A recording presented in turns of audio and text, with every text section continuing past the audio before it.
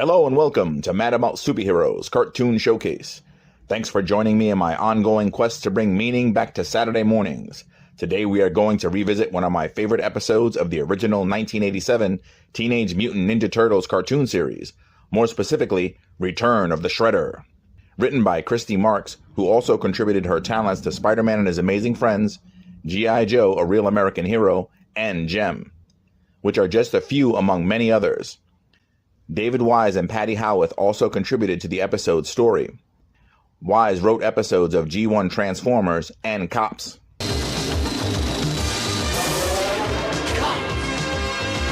It's crime fighting time. To say Teenage Mutant Ninja Turtles was a phenomenon in the late 80s, early 90s is to say the least. The independent comic book created by Kevin Eastman and Peter Laird resonated within the comics community. But by the late 80s, the Turtles would achieve mainstream success and become a household name, a feat attributed to the release of the TMNT toys and cartoon series. The Playmates toy line needed the cartoon to promote the toys, but the cartoon not only promoted the toys, it created a phenomenon, which spawned a multimedia frenzy. Yeah! I love being a turtle!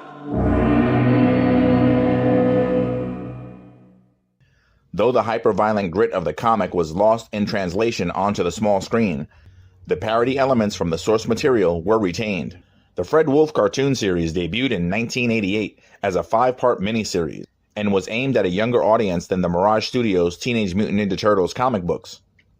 The 5-part series was a huge rating success, but was never intended to be an ongoing series.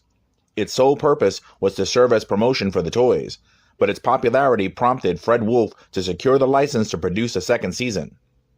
The miniseries effectively establishes the 4 Turtle brothers: Donatello, bow staff expert; Raphael and his weapon of choice, the Sai; Leonardo, master swordsman; and Michelangelo, master of the whirling nunchaku. And master of the whirling pizzas! We are also introduced to their mentor, Master Splinter, their friendship with reporter April O'Neil, and their dreaded enemies, the Shredder, his bumbling henchmen Bebop and Rocksteady, Jump for it! the robotic foot ninjas, Oh, there is something weird about this. and the evil brain from Dimension X, Krang. Though the Turtles seemingly defeated the Shredder in transpiring events in the miniseries, the Shredder returns. Heroes in a half shell, turtle power. At a local grocery store, the Turtles shop for weird pizza toppings, when suddenly they observe a robbery in progress. The Turtles shed their flimsy disguises and leap into action. The thugs put up a fight, but they're not up against any garden variety ninjas. These are the Teenage Mutant Ninja Turtles. The thugs are outmaneuvered by the ninjutsu-trained brethren. The robbery is quickly averted by the heroes in a half-shell. The cashier rewards their heroic deed with free groceries. The Turtles make a fast exit as the police arrive. A short time later, April O'Neil is on the scene to report on the attempted robbery and the mysterious heroes. Although the cashier isn't quite sure as to what kind of reptiles or amphibians saved the day. Teenage Mutant Ninja Alligators? Teenage Mutant Ninja Salamanders? Meanwhile, in Dimension X, the Shredder argues with Krang over his desire to return to Earth and exact vengeance on the Turtles for defeating him. Krang eventually grants Shredder his wish, but strips him of access to any of his vast technological resources, including his foot ninjas. Shredder is on his own, which he quickly learns upon his return to Earth, and he's accosted by 2 muggers, and there are no foot ninjas around to back him up. Though the Shredder wouldn't usually sully his hands on 2-bit hoods, his current predicament dictates he teach these 2 hooligans who they are dealing with. Back at Channel 6 News, April's boss believes the Turtles are a menace to society. However, his ditzy new girlfriend has negative feelings about the Turtles that may have swayed his opinion of the heroes in a half-shell. Though April has been assigned with exposing the Turtles as criminals, she's determined to portray them honestly. Below the city streets, while the Turtles enjoy their pizza, Master Splinter meditates, and he soon has a shocking premonition of the Shredder's return.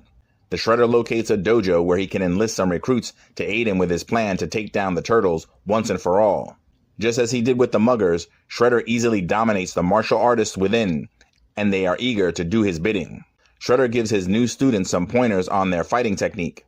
He then fashions his new allies with turtle-esque attire. They then commit crimes all over the city. Their crime wave effectively frames the real turtles. Though the public is easily convinced that the turtles are criminals, April knows the truth and is determined to prove it.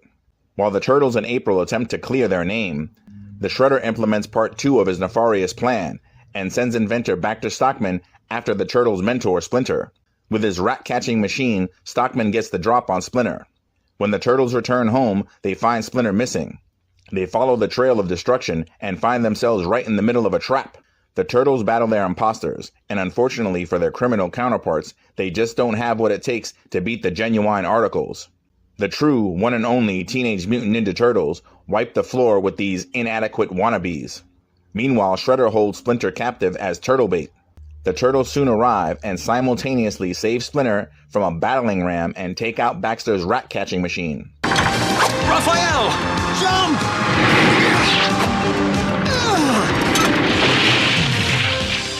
Outclassed by the turtles, Shredder makes a quick getaway.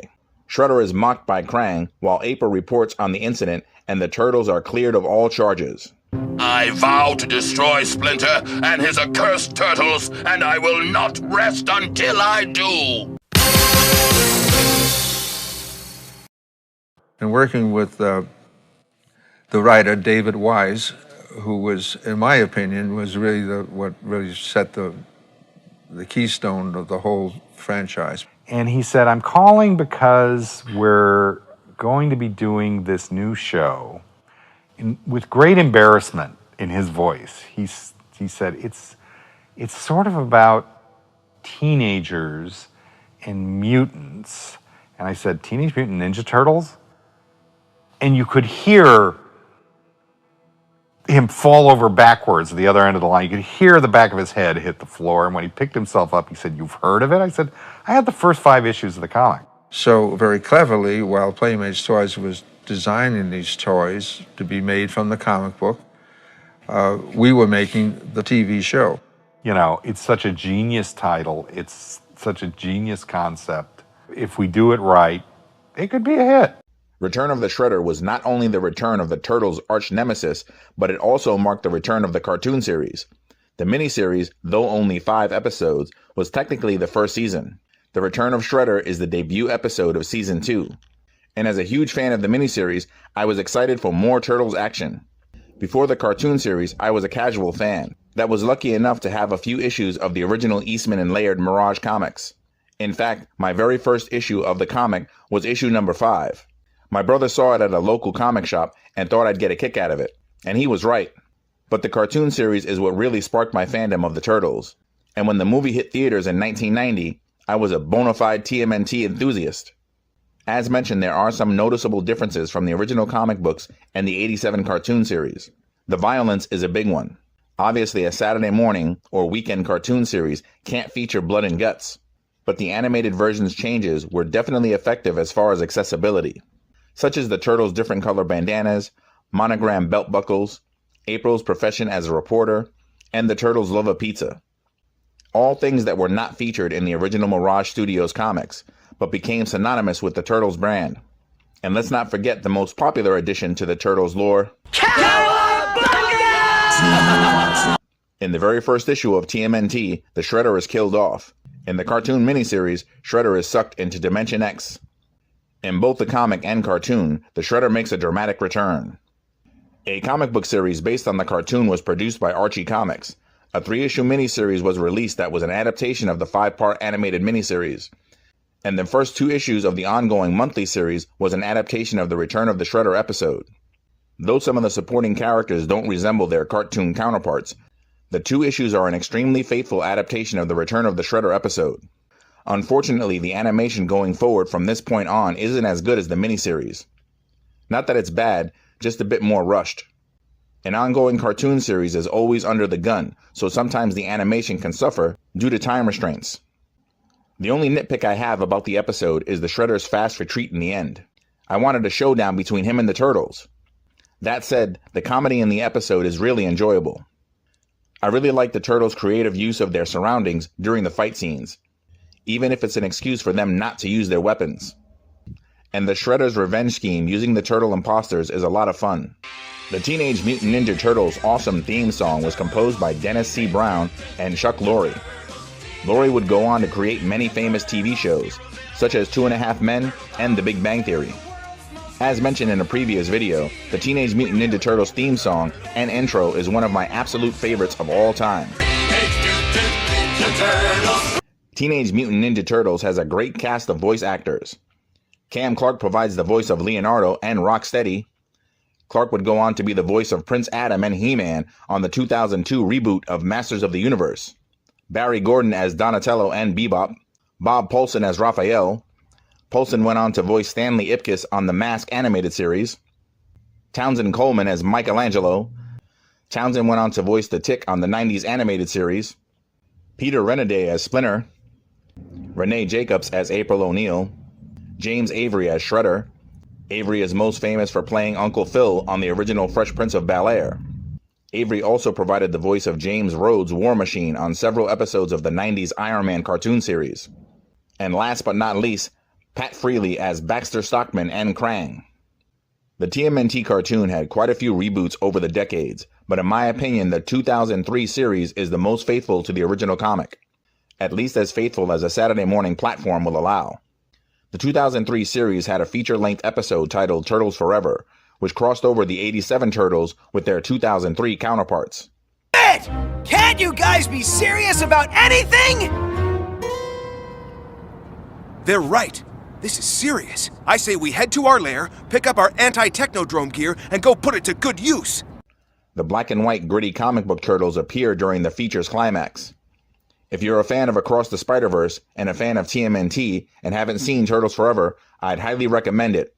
It's a really fun watch. We are the Teenage Mutant Ninja Turtles.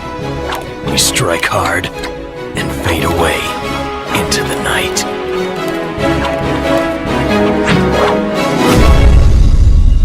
Everyone has their favorite TMNT character. Some may gravitate towards the fun-loving Mikey. Others may relate to the sarcastic attitude of Raphael or the tech-savvy Donatello. Of the four brothers, I like the Ninja Turtles' fearless leader, Leonardo. Although that opinion stems mostly from Leo's portrayal in the Mirage comics. He's the more disciplined of the brothers. His personality is most befitting a ninja. To me, that makes sense. While the cartoon turtles' personalities do resemble their comic book counterparts, each of the animated turtles are somewhat interchangeable when it comes to characterization. My absolute favorite in the supporting cast is Casey Jones, who made his animated debut in the third season of the 87 series. A full-length commentary of the episode is on my channel, so if you're interested in checking it out, a link will be provided at the end of this video. Return of the Shredder is a standout episode that I really enjoyed back in 87 and still enjoy it today, and I hope you've all enjoyed revisiting it with me. Teenage Mutant Ninja Turtles will always have a special place in my heart.